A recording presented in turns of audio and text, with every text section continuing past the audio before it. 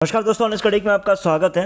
दोस्तों, इस वीडियो में हम कुछ इम्पोर्टेंट मैसेज जो हमारे high court advocate SEC case पे उन्होंने जो बताया है अभी रिसेंट में, तो वो आप लोगों के लिए जानना बहुत ही ज़रूरी है, क्योंकि वो एक हाई कोर्ट एडवोकेट है और उन्होंने क्या कहा है वो डेफिनेटली मैटर करता होगा। तो उसी के रिगार्डिंग ही हम इस वीडियो में डिस्कस करेंगे, प्लस कुछ बातों को एनालिसिस करने की कोशिश करेंगे। तो चलिए वीडियो को क्विकली शुरू करते हैं। सो कंसर्न क्या है, अभी जो हाई कोर्ट के जो एडवोकेट है मिस्टर श्रीधर गांधी, तो उन्होंने ये बात बताया है कि जो एफआईआर लॉन्च किया गया है एसईसी के द्वारा वो मियरली एन एक्विजिशन है, मतलब ऑन पेसिव एक्यूज्ड है, कन्विक्टेड नहीं है। अभी तक कोई भी जुर्म साबित नहीं हुआ है, क्योंकि उनका ये कहना है कि एसईसी के पास कोई भी सबूत नहीं है ऐश के ख़िलाफ़ या ऑन पैसिव के ख़िलाफ़ जो ये बताया जा सके या फिर वो प्रूफ किया जा सके कि जो आपका ऑन पैसिव है वो एक एमएलएम स्कीम है या फिर एमएलएम कंपनी है या फिर ऐश किसी मनी सर्कुलेशन में इन्वॉल्व था। देयरफॉर उन्होंने ये बात बोला गया है कि जो भी एलिगेशन ऑन पैसिव के ऊपर लगाया गया है एमएलएम कंपनी बोल के, वो सरासर गलत है। और ऑन पैसिव कोई एमएलएम कंपनी नहीं है, बल्कि ऑन पैसिव क्या है कि एमएनसी कंपनी है। और जो फाउंडर्स जितने भी फाउंडर्स आप लोग जितने भी हो, आप लोग पार्टनर्स हो, आप लोग फाउंडर्स हो ऑन पैसिव के। इसलिए एसईसी ने जो इनका मिस्टर गांधी का कहना है कि जो एसईसी है आप लोगों को, फाउंडर्स को अरेस्ट नहीं कर सकते। As a high court advocate, as an advocate वो ये कह रहे हैं कि आप लोगों को कौन अरेस्ट कर सकता है वो खुद देखेंगे, क्योंकि वो हाई कोर्ट के एडवोकेट है। तो एज एन एडवोकेट वो ये कह रहे हैं कि पहले मुझे आप अरेस्ट करके देखो, मैं देखता हूँ कि आप मुझे कैसे अरेस्ट करते हो, उसके बाद मैं आप लोगों तक तो बात आने ही नहीं दूंगा। किसी भी इंडियन फाउंडर्स को, जितने 8 लाख इंडियन फाउंडर्स हैं, उनको वो हाथ भी नहीं लगा सकते। इनफैक्ट जो 14 लाख फाउंडर्स हैं उनको कैसे अरेस्ट करेंगे एसईसी। तो ऐसी बातें उन्होंने कही है, जो मैसेज उन्होंने उनको आप लोगों को अपने यूट्यूब के ज़रिए बताया है। श्रीधर गांधी, आपका जो पोजीशन है, डेफिनेटली मैं आपके पोजीशन को रेस्पेक्ट करता हूं। प्लस मैं ये भी इस बात का भी मुझे कोई कोई प्रॉब्लम नहीं है कि आप ऑन पैसिव को बहुत ही प्यार करते हो, ऑन पैसिव को बहुत ही चाहते हो और मिस्टर ऐश की पूजा करते हो आप, राइट। उससे मुझे कोई प्रॉब्लम नहीं है। देखो, मेरे पॉइंट्स क्या है, मैं आप लोगों को समझाने की कोशिश करता हूँ कि अपने यूट्यूब में जो बोला है उसको कम से कम बोलने से पहले एज एन एडवोकेट मुझे ये लगता है पहले जो एसईसी का जो कंप्लेंट है उसको प्रॉपर तरीके से रिव्यू कर लेना चाहिए था।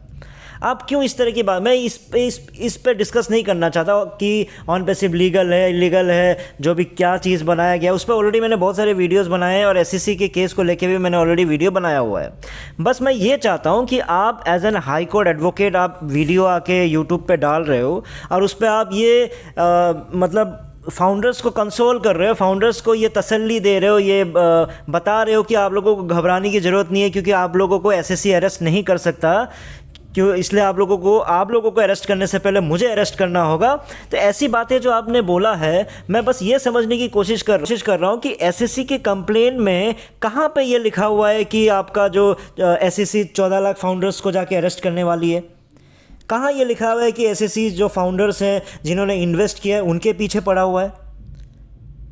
मिस्टर गांधी, मुझे तो ये लगता है कि एसईसी के कंप्लेंट के अकॉर्डिंगली तो बेचारे जो एसईसी है वो इन फाउंडर्स को, इन इन्वेस्टर्स के सेफगार्ड के लिए, उनके इंटरेस्ट के लिए ही ये कंप्लेंट लॉन्च किया है, ताकि उन पे कोई गड़बड़ी ना हो, उन पे कोई धोखाधड़ी ना हो, उनके पैसे सेफ रहे, उनको कोई धोखा देकर ना चला, मतलब उनको बचाने के लिए ये सब केस या फिर ये कंप्लेंट रजिस्टर किया है ना।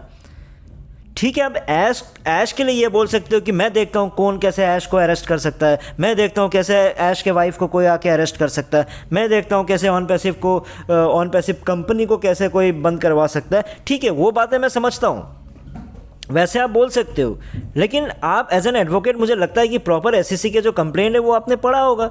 वहाँ पे तो कहीं नहीं लिखा है इनको जाके इंडियन फाउंडर्स को अरेस्ट। आप क्यों ढाल बनने की कोशिश कर रहे हो बेकार का, है ना। और वो एज एन एडवोकेट आपको समझना चाहिए। देखो, ये जो आपके कॉपी ट्यूबर्स है, ये इस तरह की बचकानी बातें करते हैं, मुझे समझ में आता है, क्योंकि इनके पास लैक ऑफ नॉलेज है।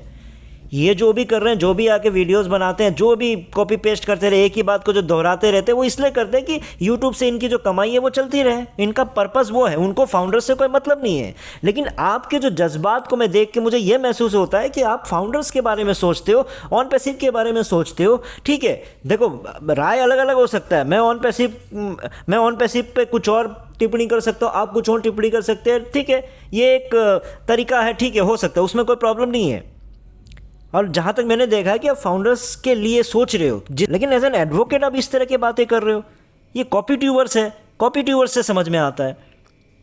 मिस्टर गांधी, मैं बस इतना ही कहना चाह रहा हूँ कि मैं समझता हूँ, देखो क्या है कि कोई भी, आपको भी पता होगा कि कोई भी चीज़ है, एक बंदे ने क्राइम कर दिया, ठीक है, क्राइम करने के बाद वो बहुत सारे अच्छे काम करने लग गए, तो वो क्राइम करने के बाद अच्छे काम करने लग गए। उन अच्छे कामों को देख के वो जो क्राइम किया, उस क्राइम का जो पनिशमेंट है वो तो इरेडिकेट नहीं कर सकते ना, उसको तो इवेट नहीं कर सकते ना आप।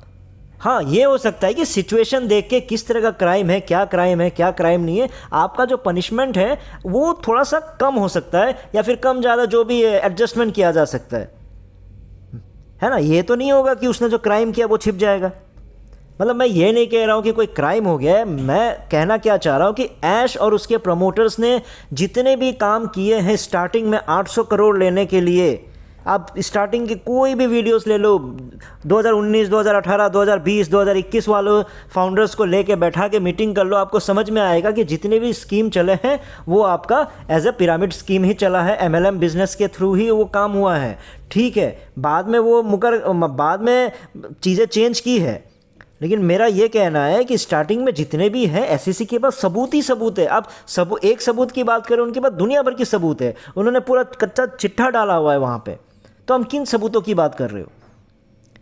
मतलब स्टार्टिंग में तो यही है ना। MLM में तो फिर भी यार बोला जाता है कि चलो 3 ही लोगों को जोड़ो, यहाँ तो ये बोला है कि आप अपने अंदर कितने भी डाल दो, कोई उम्र का लिमिट नहीं, बस एक ईमेल आईडी होना चाहिए, और एक ईमेल आईडी होना चाहिए और एक $97 होना चाहिए, और आके आप ऑन पैसिव में करोड़ों कमा सकते हो। यही था।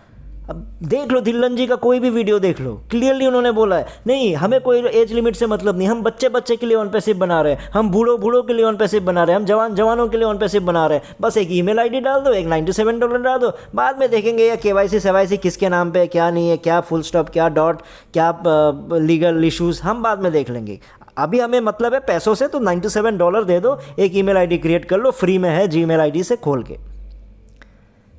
लेकिन आपको ये चीज़ समझना पड़ेगा ना, जो 800 करोड़ रुपए जो पहले जमा हुआ, ये 9,000 जो हमारे भोले भाले जो अंधभक्त बोलते रहते हैं 9,000 से क्या फ़र्क पड़ने वाला है, ऐसा 9,000 हमने कहीं गंवा दिए। ठीक है, आपने गंवा दिया होगा, लेकिन आप गंवा रहे हो बोल के बाकियों को क्यों गंवाने दे रहे हो ना। 9,000 करके 800 करोड़ ऐश ने जमा कर लिया था। ठीक है, जिससे कुछ भी नहीं मिलना, जो मतलब कुछ भी नहीं दिया गया, अभी तक फाउंडर्स को कुछ भी नहीं दिया गया है। अब इन बातों को समझो।